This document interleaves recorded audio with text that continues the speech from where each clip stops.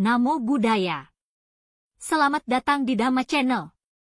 Semoga Anda selalu sehat dan bahagia. Dalam video ceramah kali ini, Bhante Abhijato akan membahas topik yang sangat menarik, yaitu cara mengatasi stres. Ceramah ini akan membahas cara stres dalam kehidupan sehari-hari.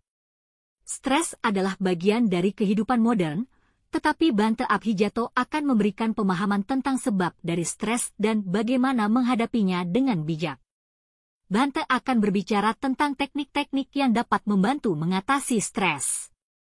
Dalam ceramah ini, Anda akan mendengar tentang konsep-konsep penting dalam ajaran Buddha tentang pengelolaan stres, serta saran-saran praktis tentang cara menerapkannya dalam kehidupan sehari-hari.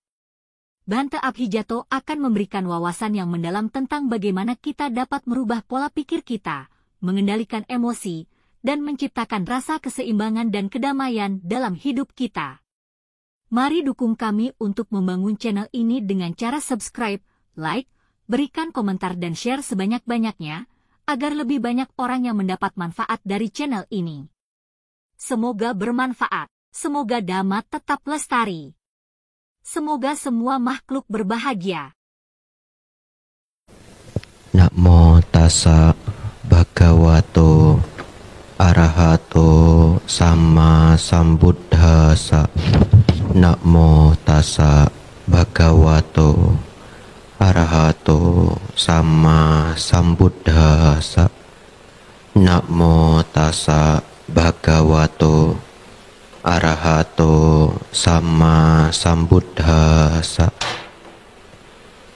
Kalena dhamma sakaca eta manggala mutamanti.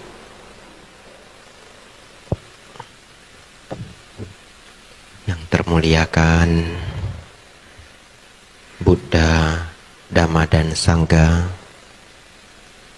yang berbahagia Bapak Ibu, saudara-saudari semuanya, selamat malam, Namo Buddhaya.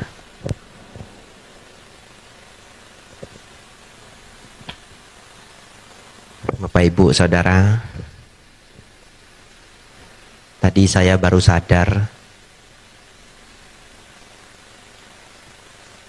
kalau setahun sudah berlalu ya, karena tahun yang lalu saya berwasa di sini. Tidak terasa setahun sudah lewat. Tadi saya mikir begini. Dulu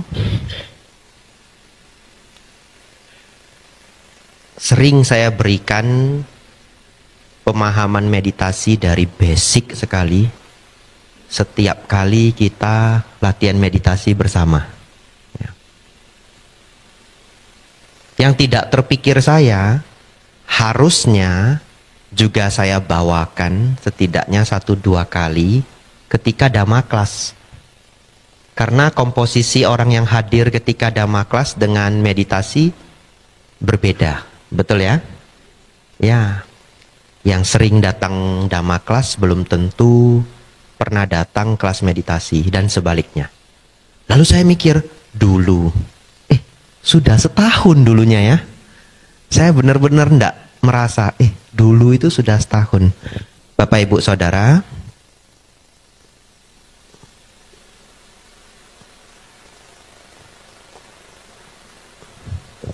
hari ini yang ingin saya bahas adalah coping stress.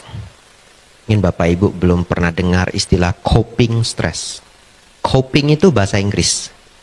Jadi kalau orang barat, mereka kalau di bahasa Indonesia mengatasi stres ya. Mengatasi stres atau menghadapi stres. Ya, mengatasi stres itu paling tepat.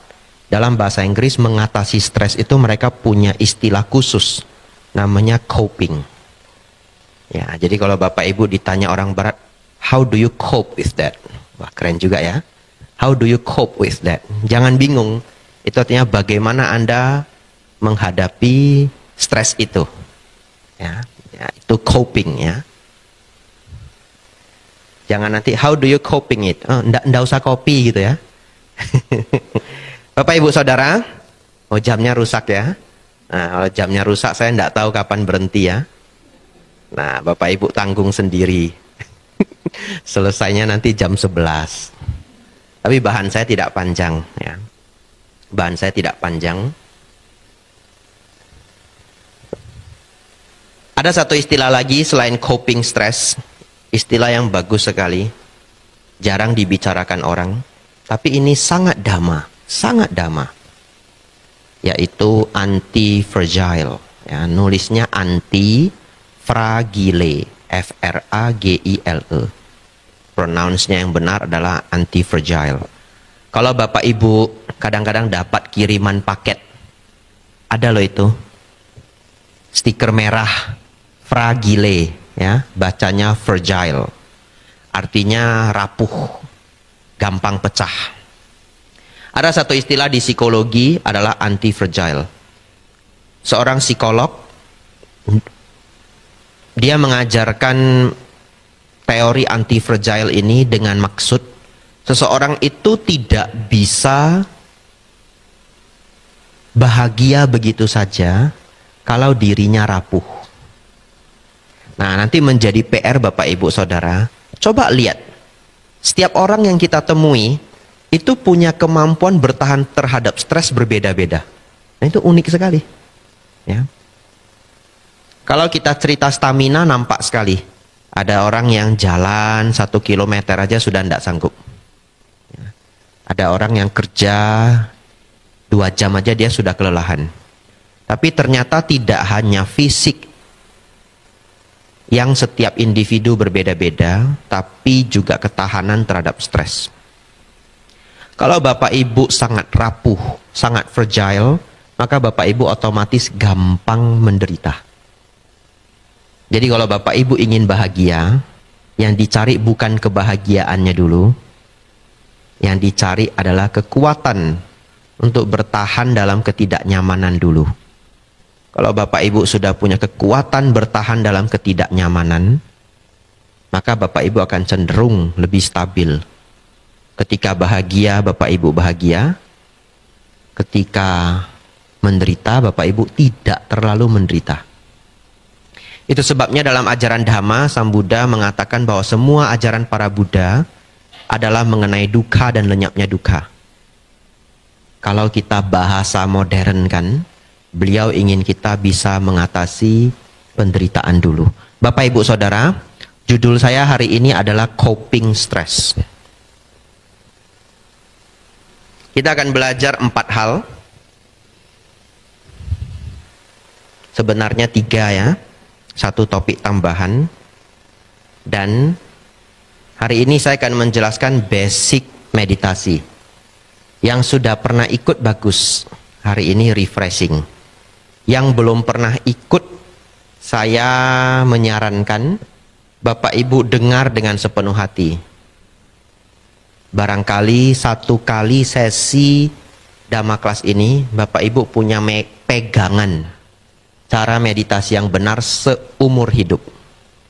Ya, jadi Bapak Ibu kalau tidak banyak waktu, tidak bisa ikut teman retreat ke Jakarta, retreat ke Bali dan sebagainya. Ada orang retreat sampai luar negeri. Dengarkanlah baik-baik uraian kita malam hari ini. Bapak Ibu bisa gunakan seumur hidup. Ya. Oleh karena itu, hari ini Dhamma kelas saya sesungguhnya cukup serius. Karena topiknya bermanfaat. Bapak Ibu Saudara, baik, kita akan belajar bagaimana coping stress dalam Buddhisme. Bagaimana umat Buddha melawan stres. Unik sekali.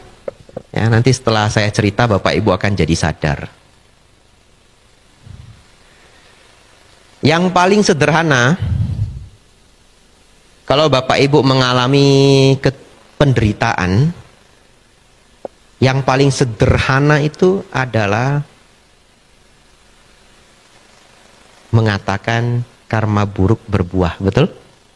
Sering ya mungkin ya, apapun yang terjadi ya, Bapak Ibu naik kendaraan, nabrak batu. Oh, nabrak batu mau salahin siapa coba? Betul ya? Kalau nabrak orang pulang ke rumah masih bisa nyalain orang. Ini nabrak batu, mau disalahin siapa? Nah, kalau nabraknya orang pulang itu kenapa itu motornya, mobilnya kok lecet? Saya ditabrak sama orang gila gitu ya. Masih bisa nuduh orang. Kenanya batu. Saya ditabrak sama batu gila gitu. Nggak bisa. Yang salah diri sendiri. Umat Buddha cenderung punya cara pandang yang paling sederhana adalah ya sudahlah, karma buruk berbuah. Betul ya? Begitu kita mengatakan, karma buruk berbuah. Stresnya sudah berkurang 50% mungkin ya. Setiap orang berbeda-beda. Dulu ada tokoh agama Buddha yang terkenal namanya Pak Cornelis Wawor. Beliau sering sekali ngajari hal ini. Beliau mengatakan kalau karma buruk berbuah kan harusnya seneng ya. Kenapa? Kalau ibarat kita punya karma buruk satu ember, lalu karma buruknya itu terbuang, ya lunas sudah sebagian, ya karma buruknya berkurang. Itu cara mengajar Pak Cornelis Wawor. Bapak Ibu Saudara, hari ini saya ingin mengajak tambahan. Cukup baik berpikir bahwa karma buruk berbuah. Tapi tambahannya adalah, lihatlah hukum kama wipaka dengan lebih aktif. Kalau Bapak Ibu hanya berpikir karma buruk berbuah tanpa merenungkan kebijaksanaannya, nanti karma buruk berbuah terus. Maksudnya apa? Kama wipaka itu kan artinya hukum sebab akibat. Harusnya kita merenungkan juga kenapa akibat itu bisa terjadi. Betul ya? Karma buruk berbuah. Pertanyaan selanjutnya adalah, karma buruknya kok bisa berbuah? Dulu apa yang saya lakukan? Ya silahkan masuk. Ya silahkan.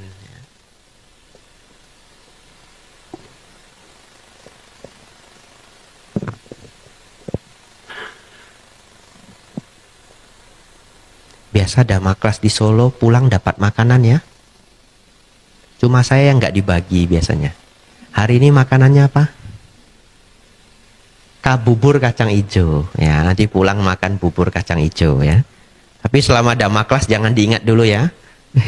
Silahkan Bu. Ya.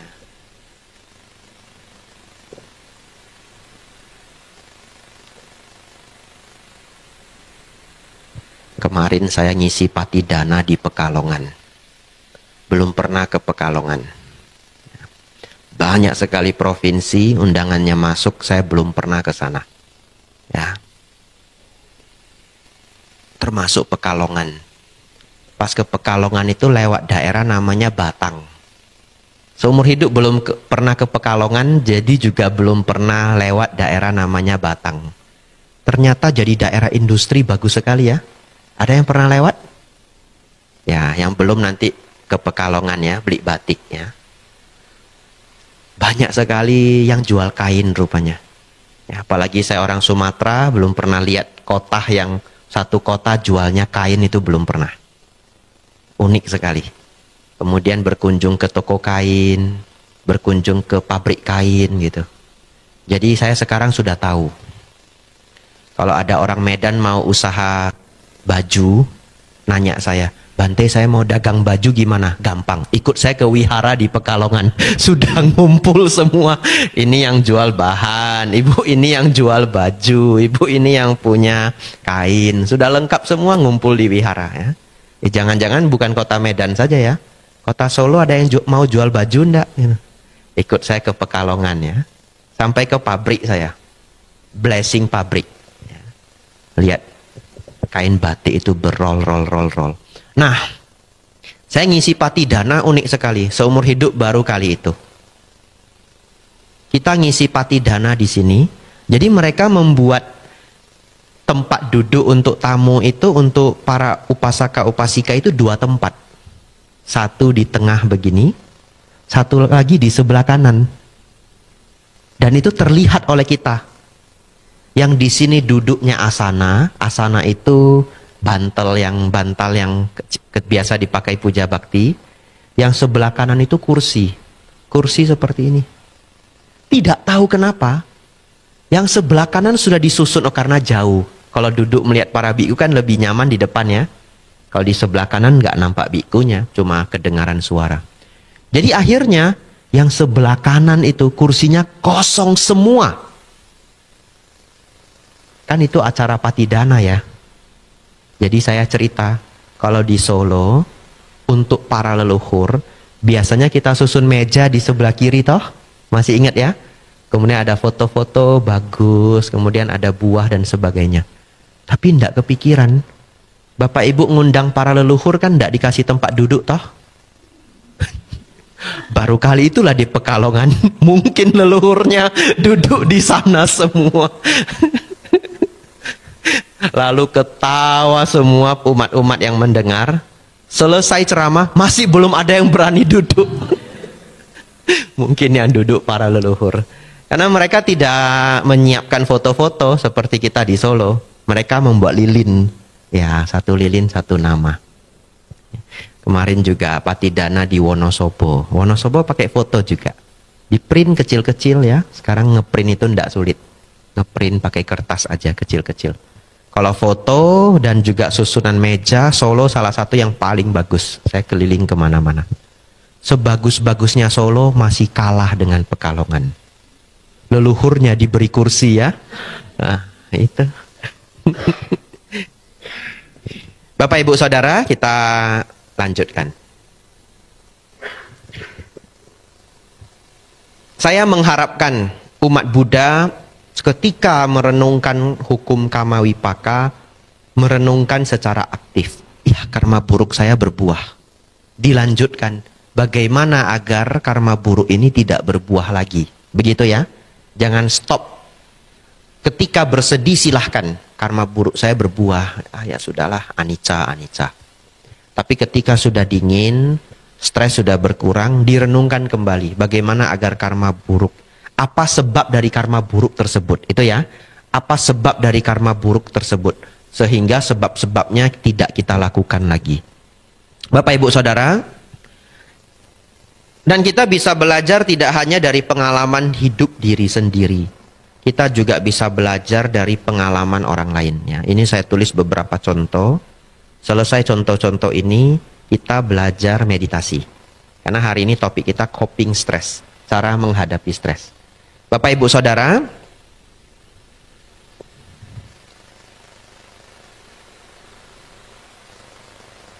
karena saya lahir di kota Medan, kriminalnya tinggi.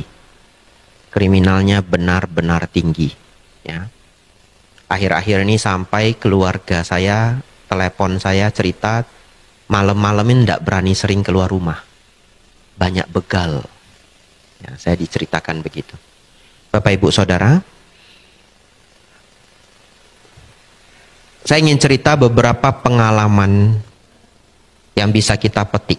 Kalau orang-orang yang mengalami ini, kita sebagai orang yang melihat, kita belajar dari pengalaman apa yang kita lihat, lalu kita jadikan pelajaran. Di sini salah satu bentuk dari memahami hukum sebab akibat secara aktif.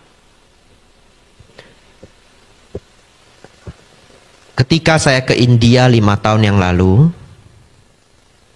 saya diberitahu oleh tour guide, kami melewati perbatasan dari India ke Nepal. Karena Sang Buddha lahir di Lumbini. Lumbini itu Nepal.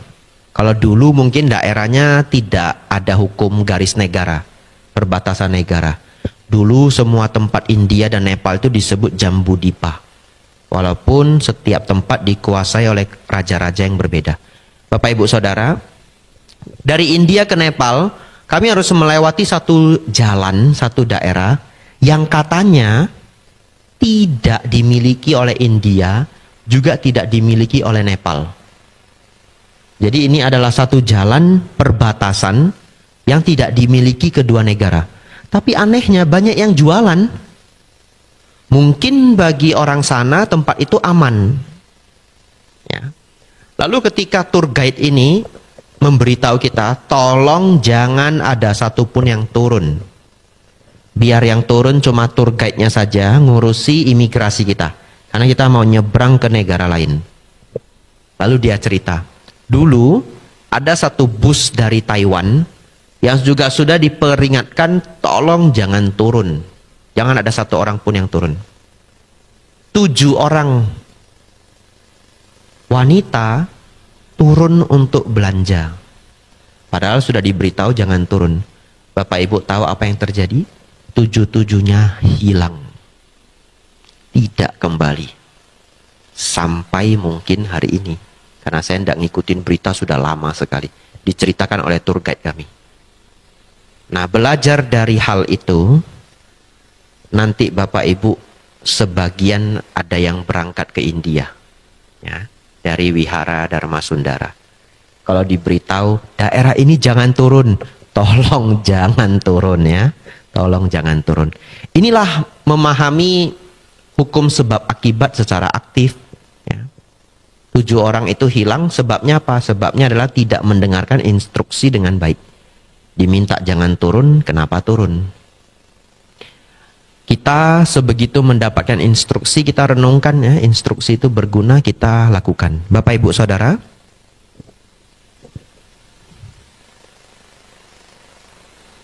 dulu ketika sebelum menjadi biku, saya punya seorang guru gitar.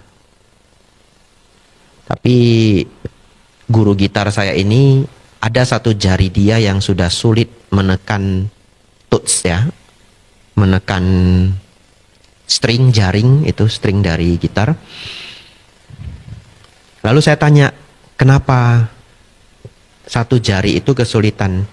Ternyata dulu dia pernah main di mall, ya, waktu mungkin umur 28, 29 mungkin. Main di mall, lalu tiba-tiba ditodong sama orang. Dia pikir kawan. Ya, dia pikir kawan. Jadi begitu ditodong dari belakang, serahin dompetnya, dia pikir kawan. Lalu dia mau nepuk seperti, enggak usah bercanda begitu ya. Begitu mau nepuk seperti diberitahu tidak usah bercanda, ternyata itu penodong beneran. Langsung dia mau ditusuk. Dia tahan dengan tangannya. Ya, tangannya terluka. Ya, yang nodong lalu kabur gitu. Belajar dari cerita ini Bapak Ibu Saudara, kalau Bapak Ibu ke tempat yang asing, ya, kalau terlalu sepi ya hati-hati. Dan kalau tiba-tiba ada yang nodong, jangan berpikir itu teman. Ya. Bapak Ibu Saudara,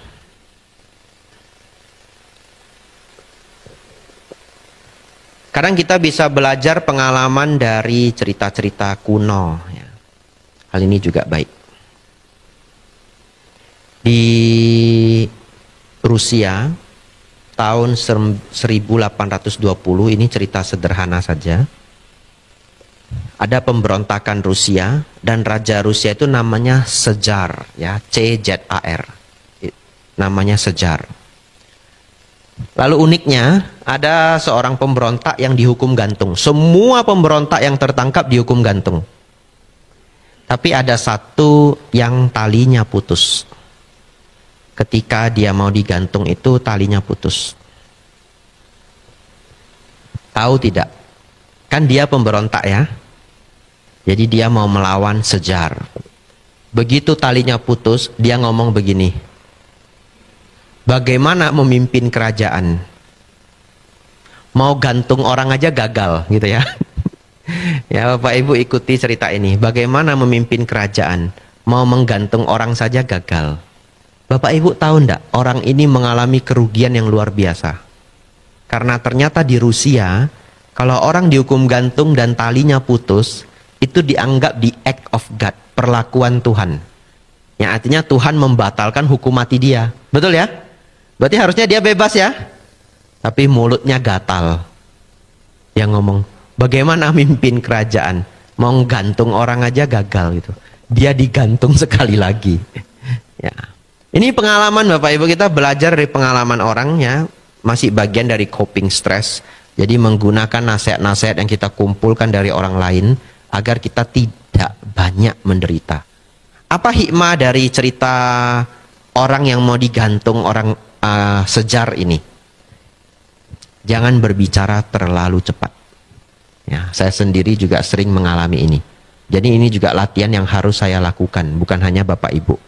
Kalau Bapak Ibu ditawari sesuatu, diajak sesuatu, jangan menjawab terlalu cepat. Enggak usah. Gitu. Nanti setelah lewat, padahal saya perlu ya. Tapi sudah jawab enggak usah gimana coba? Betul ya? Yang Anda menjawab terlalu cepat.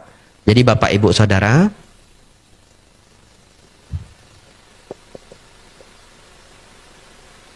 coping stress dalam Buddhis yang paling dasar biasanya dilakukan oleh kita umat Buddha adalah memahami hukum Kamawipaka. Selanjutnya Bapak Ibu, semoga Bapak Ibu masih kuat ya. Saya minum dulu.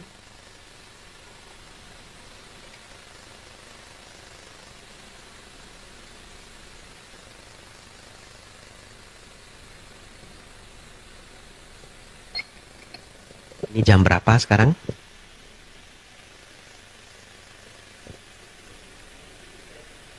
7.35. Baik, Bapak Ibu Saudara.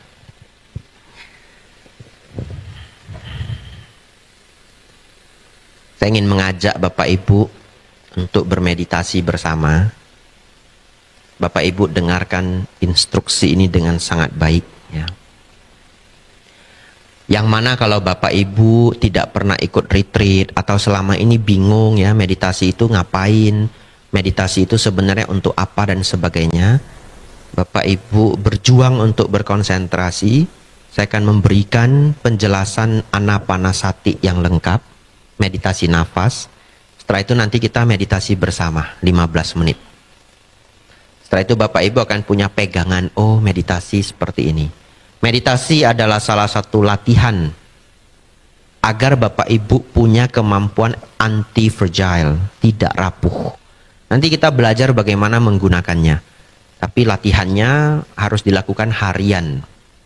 Bapak Ibu Saudara, saya ingin mengajak semua yang hadir konsentrasi. Dalam batin kita ada dua hal. Saya selalu memulai dari ini. Jadi kalau yang sering ikut kelas meditasi mungkin sudah dengar lebih dari 3 kali ya. Tapi baik, semakin banyak dengar, semakin menghafal. Bapak Ibu Saudara, dalam batin kita ada dua hal. Yang pertama, saya sebut suara hati. Bapak Ibu pernah ngobrol dengan diri sendiri, pernah? Pernah ya? Lalu batin kita ini seperti ada speakernya. Ya, seperti ada suaranya. Ada orang yang berpikir, dia harus berpikir sambil ngomong dengan diri sendiri. Sampai-sampai kalau kelupaan dia jadi ngomong sendiri, betul? Ya, jadi ngomong sendiri. Nah, Bapak Ibu Saudara, kita ngobrol dengan diri kita sendiri. Saya sebut ini suara hati. Suara hati ini tidak bisa kita kontrol sepenuhnya. Yang kedua adalah gambaran pikiran. Gambaran pikiran adalah apa gambar yang muncul dalam pikiran kita. Gambaran pikiran ini juga tidak bisa 100% kita kontrol. Keduanya ini, suara hati dan gambar pikiran ini mengalir seperti halnya air sungai. Mengalir tidak berhenti. Bapak Ibu Saudara, ketika Bapak Ibu marah, umumnya yang mengompori Anda adalah diri Anda sendiri. Ya. Kenapa? Kita harus mempelajari suara hati ini dan gambar pikiran ini.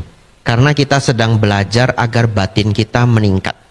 Batin kita menjadi lebih unggul. Pertanyaan saya, kalau Bapak Ibu batinnya ribut, bisakah dianggap orang yang batinnya ribut itu batinnya berkualitas? Tidak. Bahkan mau tidur aja sulit, betul? Ya, Bapak Ibu pernah punya masalah, kemudian mau tidur tidak bisa tidur. Ini batin ribut terus. Lalu apa yang Bapak Ibu lakukan? Gimana ya batin ini supaya jangan ribut ya? Atau istilahnya mungkin berbeda. Gimana ini biar pikiran saya tenang, betul? Tapi dia tidak mau tenang, dia ribut terus, ribut terus, ribut terus. Ya. Oleh karena itu Bapak Ibu, pikiran yang ribut itu menyebabkan kita stres. Oleh karena itu latihan ini adalah untuk menenangkan pikiran yang ribut. Kalau pikiran saya tidak ribut, Bante, maka Bapak Ibu akan masuk ke ketenangan yang lebih tinggi. Ngerti maksudnya ya? Kalau Bapak Ibu sedang ribut, kita bawa menjadi normal. Kalau pikiran saya normal, Bante, latihan ini akan membuat pikiran Anda menjadi lebih tenang. Baik sekali. Bapak Ibu Saudara, gambar pikiran juga tidak bisa kita atur 100%. Coba Bapak Ibu yang hadir di sini, tolong jangan merenungkan ada hadir Pak Jokowi di sini, ya, di tengah ini. Jangan dibayangkan ya, beliau menggunakan jas yang rapi sekali. Mungkin beberapa dari Bapak Ibu langsung sudah muncul gambaran sosok Pak Jokowi, betul ya? Secara otomatis. Padahal tadi instruksinya jangan dibayangkan, tidak bisa. Muncul sendiri. Kalau Bapak Ibu sedang patah hati, sedang membenci seseorang, sampai-sampai tidak bisa tidur ya, diganggu oleh bayangan pikiran itu, maka ketika Bapak Ibu meminta diri sendiri agar tidak lagi terbayang orang tersebut, tidak bisa. Otomatis muncul sendiri. Ya. Kalau pada anak kecil ini paling terasa. Setelah nonton film horor, ya, setiap nutup mata sudah langsung ada wajah kuntilanaknya. Setiap tutup mata sudah kebayang pocong. Waktu saya kecil begitu. Jadi mau tidur itu bingung, mau buka mata atau tutup mata. Tutup mata nampak makhluknya. Buka mata tidak bisa tidur gitu ya, sengsara. Akhirnya bagaimana? Pakai selimut, tutup satu badan. Ya, jadi selimut itu nutupin semua badan saya. Saya berpikir kalau hantunya datang dia tidak nampak saya. Ya, waktu saya kecil. Ya, tapi setelah itu saya putuskan untuk tidak lagi nonton film horor. Sejak SMP saya tidak lagi nonton film horor sampai hari ini. Efeknya apa? Saya tidak takut hantu sedikit pun. Bener ndak Bante? Bener. Wong setiap hari saya ke gedung kosong. Apa gedung kosong Bante? Wihara. Wihara itu cuma rame pas Bapak Ibu datang. Betul ya? Acara selesai, kosong. Kalau di sini karyawan masih ramai, 3 orang, 4 orang. Masih lumayan. Beberapa wihara tidak ada karyawannya. Wihara-wihara di desa itu yang jaga itu warga. Jadi kalau sudah di atas jam 6 warga pulang semua. Bante kami balik ya. Kan tidak mungkin. Jangan Pak, jangan. Nginap di sini aja tidak mungkin. Bante kami balik ya. Iya Pak. Bante sendiri tidak apa-apa ya. Tidak apa-apa. Padahal sebenarnya ada apa-apa gitu ya. Bante sendiri tidak apa-apa. Jangan Pak, nginap sini aja. Tidak mungkin toh. Lalu wihara di desa itu sering sekali. Sebelahnya kuburan, karena itu tanah paling murah. Nah itulah teman saya kalau sudah malam ya. Nah, beruntung saya tidak pernah mau nonton film horor lagi. Kalau tidak lagi nonton film horor, jadi tidak takut hantu. Karena bagi saya kalau hantu nonton film horor, hantu pun takut. Ya. Bapak Ibu Saudara, selanjutnya kita kembali berkonsentrasi.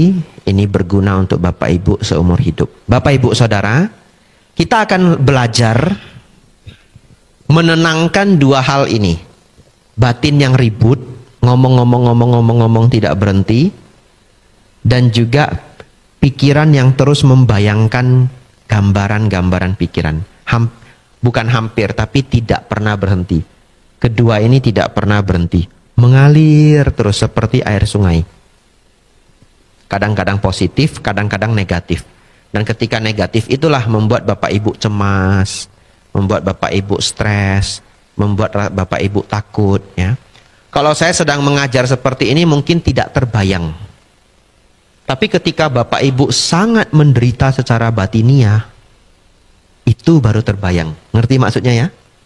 Ya, misalkan ketika Bapak Ibu itu menghadapi masalah besar sekali, ya Bapak Ibu akan ribut di sini, menderita stres dalam waktu yang lama. Ya, apakah mungkin Bapak Ibu ada keributan dalam keluarga, ada kehilangan, menghadapi bencana, ada perjanjian bisnis yang dibatalkan, masalah pajak, masalah barang hilang. Wah, mumet sekali. Di situ Bapak Ibu baru bisa merasakan apa yang saat ini saya sampaikan.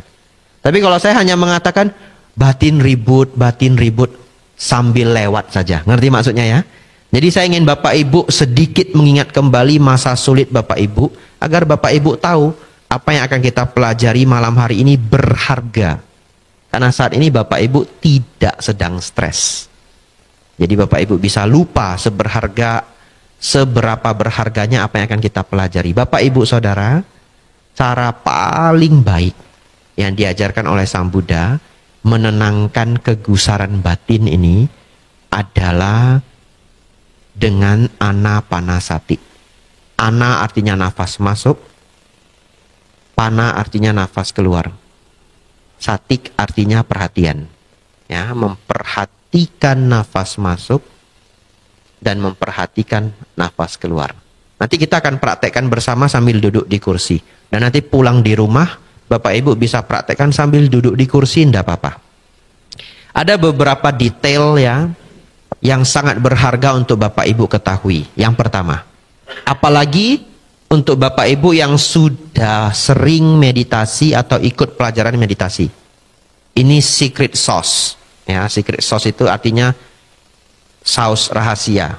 Ya, itu istilah idiom bahasa Inggris yang artinya ini sedikit hal yang sangat penting, secret sauce. Bapak Ibu Saudara, di luar sana para guru meditasi sewajarnya mengajarkan kita berfokus pada nafas masuk, nafas keluar. Nafas masuk, nafas keluar. Dan umumnya pikiran akan mengembara, betul? Ya. Kalau ketika pikiran mengembara, Bapak Ibu tidak sedang fokus pada nafas. Tapi ketika Bapak Ibu fokus pada nafas, pikiran tidak mengembara. Lalu pertanyaannya, apakah ketika Bapak Ibu bermeditasi, nafas masuk, nafas keluar, pikiran sering mengembara atau jarang? Umumnya sering. Umumnya sering. Sampai-sampai ada beberapa orang yang berpikir, Bante, saya tidak bisa meditasi. Kenapa? Pikiran saya mengembara terus. Hari ini saya beritahu Bapak Ibu, semua pemula pikirannya mengembara. Semua pemula pikirannya mengembara. Jadi kalau Bapak Ibu ingin agar pikiran tidak mengembara lagi, itu namanya pencapaian jana kedua. Kan tidak mungkin Bapak Ibu baru latihan 2 bulan, Bapak Ibu terus berpikir, Bante, pikiran saya kenapa tidak pernah tenang? Itu sama dengan pertanyaannya adalah, Bante, kenapa saya belum capai jana kedua? Betul ya? Karena pikiran yang tidak lagi mengembara sama sekali adalah pencapaian jana kedua. Kalau Bapak Ibu tidak paham maksud itu, biar aja, tidak perlu dihafal. Bapak Ibu Saudara, yang paling penting adalah yang akan saya sampaikan setelah ini. Ketika Bapak Ibu memperhatikan nafas masuk, nafas keluar, Bapak Ibu cukup mengetahui nafas masuk, mengetahui nafas keluar. Iya, itu adalah kuncinya. Mengetahui nafas masuk, mengetahui nafas keluar. Dan itu yang disampaikan Sang Buddha di dalam sutta. Saya ulangi, ini saking sederhananya, seakan-akan tidak penting. Mengetahui nafas masuk, mengetahui nafas keluar. Bapak Ibu Saudara, kalau Bapak Ibu mengamati nafas masuk, nafas keluar, nanti silakan dipraktekkan. Bisa ndak muncul suara-suara batin? Besok hari apa ya? Besok makan apa ya? Ini sudah jam berapa ya? Beberapa orang masih muncul suara-suara itu di batin kita. Padahal kita sedang mengamati nafas. Ngerti maksudnya? Itu yang dalam bahasa konvensional, bahasa biasanya disebut pikiran mengembara. Tapi hari ini Bapak Ibu, saya beritahu bahwa pemula itu pikirannya pasti selalu mengembara. Jadi bagaimana? Caranya adalah biar saja walaupun ada suara batin yang terjadi di dalam background. Biar saja. Selama Bapak Ibu masih mengetahui nafas masuk, mengetahui nafas keluar, maka meditasi masih berjalan. Ya. Mengetahui nafas masuk, mengetahui nafas keluar. Ada suara batin yang muncul, dibiarkan saja. Selama Bapak Ibu tahu nafas masuk, tahu nafas keluar, tugas Bapak Ibu sudah berjalan. Muncul bayangan-bayangan, terpikir balai kota, terpikir Borobudur, terpikir siapa saja, biar saja. Selama Bapak Ibu masih mengetahui nafas masuk, mengetahui nafas keluar, maka yang Bapak Ibu lakukan sudah baik. Pelan-pelan, yang mengganggu itu akan redup sendiri. Bapak Ibu Saudara, itu yang disebut anapanasati. Sebelum kita mulai meditasi, kalau Bapak Ibu nanti malam sulit tidur, ya, Bapak Ibu lakukanlah juga nafas masuk, nafas keluar. Bisa tidur Bante? Bisa. Buktinya Bante, ini sekarang sudah banyak yang mau tidur nih. Betul ya? Tidak apa-apa. Hari ini pelajaran saya cukup berat, ya, cukup teoritis. Saya tidak membawa banyak cerita atau guyonan hari ini. Tapi kalau Bapak Ibu ikuti dengan baik, akan menjadi bekal seumur hidup. Bapak Ibu duduk di rumah, mengetahui nafas masuk, mengetahui nafas keluar. Itu saja tugasnya. Bahkan mengetahui nafas masuk, nafas keluar itu tidak usah diucapkan. Kalau Bapak Ibu nafas masuk, ya otomatis badan itu tahu kalau nafas masuk, betul? Ya, itu saja tugasnya.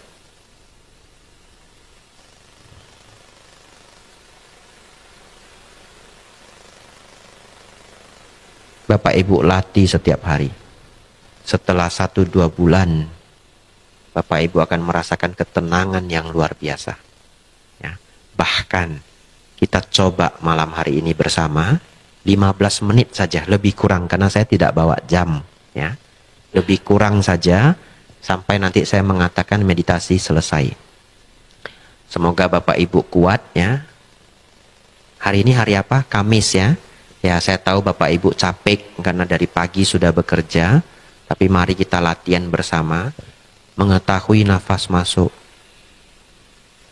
mengetahui nafas keluar. Bapak Ibu Saudara, nafasnya seperti apapun tidak apa-apa. Nafas panjang silakan, nafas pendek silakan. Yang penting jangan sesak nafas saja. Ya. Nafas itu tidak kita atur. Nafas itu dibiarkan saja alamiah. Kalau Bapak Ibu atur namanya yoga. Ya, yoga juga teknik yang baik, tapi bukan topik kita hari ini. Ya, yoga adalah salah satu latihan untuk pernapasan dan kesehatan. Tapi hari ini kita latihan menenangkan pikiran yang gusar. Ya.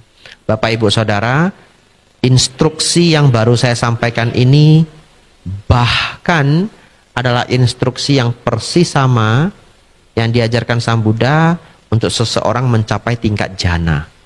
Artinya instruksi ini sudah sangat baik. Kita tidak berpikir sampai pencapaian jana.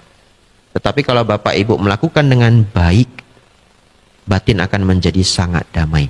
Kalau Bapak Ibu mencapai jana, ya selamat ya, nanti lapor ke saya. Mari kita tutup semua lampunya. Mari kita bermeditasi bersama, lebih kurang 15 menit.